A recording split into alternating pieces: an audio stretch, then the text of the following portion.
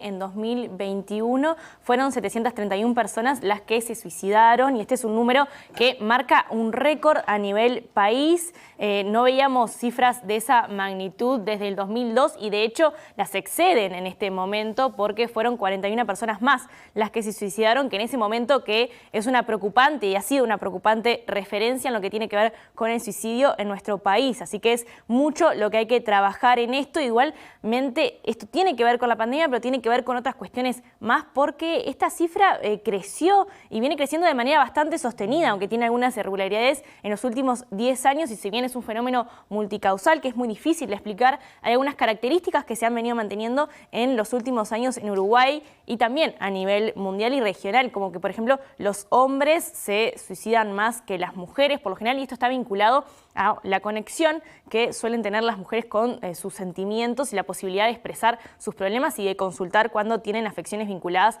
a la salud mental. También que es un fenómeno que se concentra más en los adultos mayores, en las etapas más avanzadas de la edad y no tanto en los jóvenes y en los adultos, aunque hay un crecimiento preocupante vinculado a la juventud y también a la adolescencia, que obviamente hay que mirar con mayor detenimiento y es necesario profundizar en eso. Y también estos suicidios, estas autoeliminaciones se dan más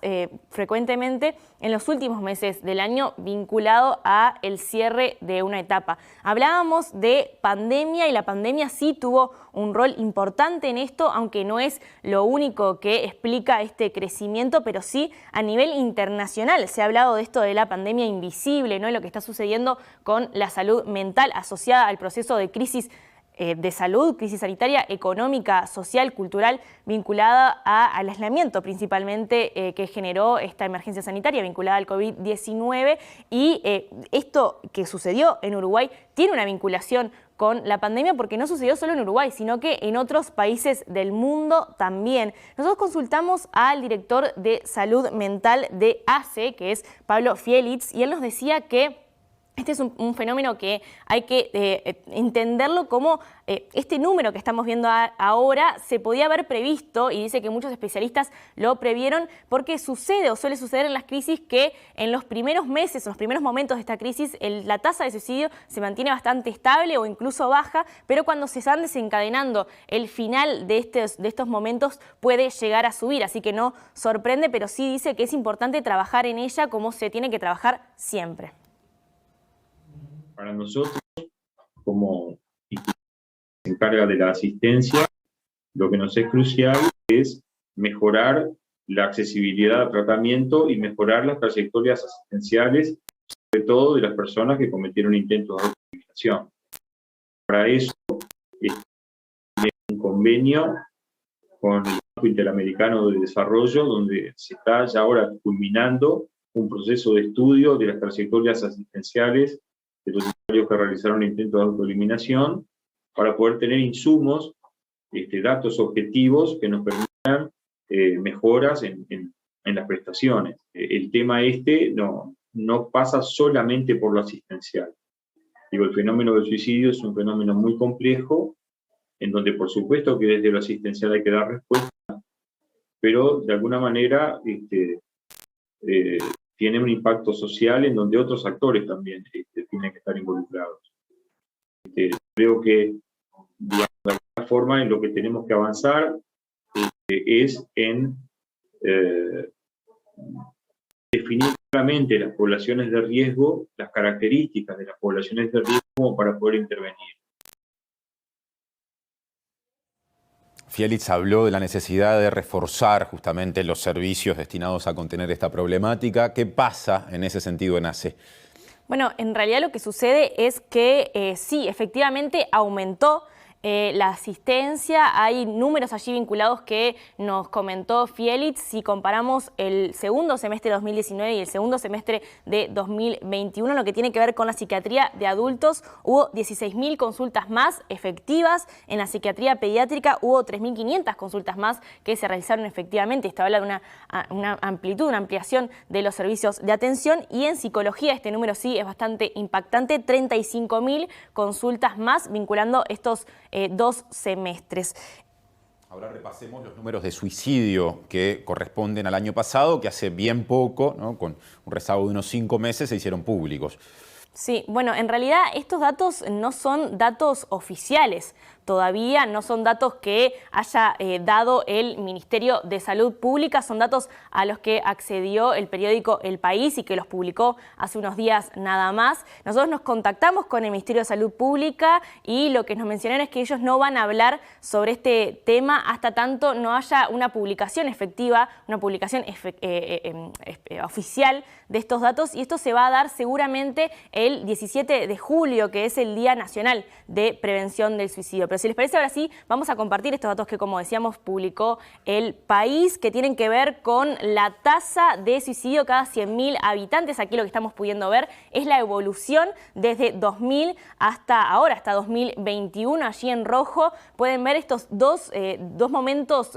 cruciales, dos momentos muy preocupantes vinculados a esta tasa, que obviamente cuando los comparamos en términos de relativos, en términos de población, no impacta tanto, pero en términos de números son 41 personas más que se suicidaron vinculando 2002 con 2021. Allí estamos viendo lo que les decía antes, que en realidad en los últimos años, si bien esto varía un poco y se mantiene alto y estable en los últimos 20, 21 años, 22 años, lo que podemos ver es que en los últimos años, más cerca al 2016, 2018, 2019, 2020, 2021, se pasó ese límite de los 20 suicidios cada 100.000 habitantes que anteriormente solo se había pasado en el 2002. Además, si vemos esto en una segunda gráfica vinculada a otras muertes violentas, vemos el peso y la importancia que tienen en nuestro país, lamentablemente, los suicidios. Miren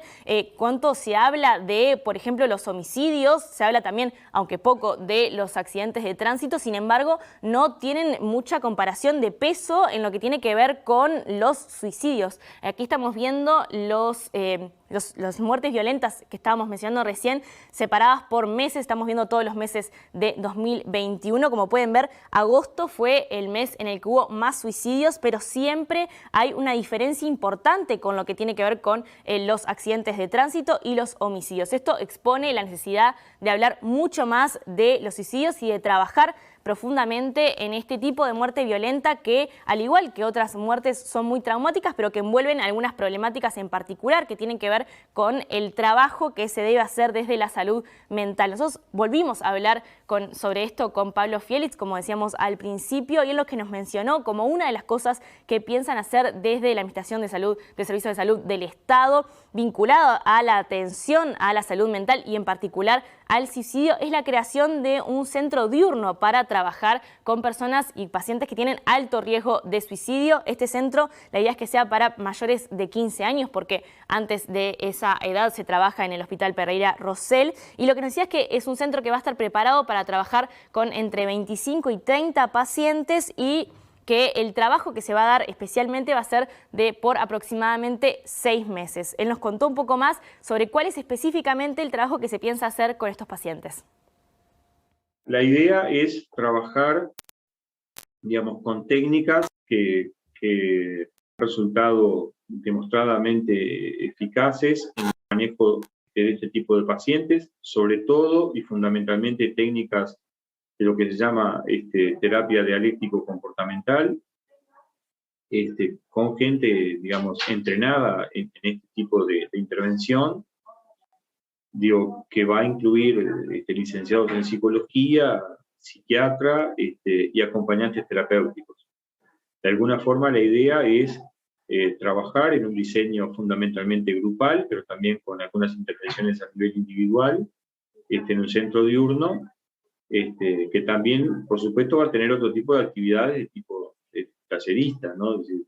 por ejemplo, profesor de educación física o profesor de yoga, digamos, no son 8 horas de terapia intensiva, digamos, hay actividades lúdicas también, digamos,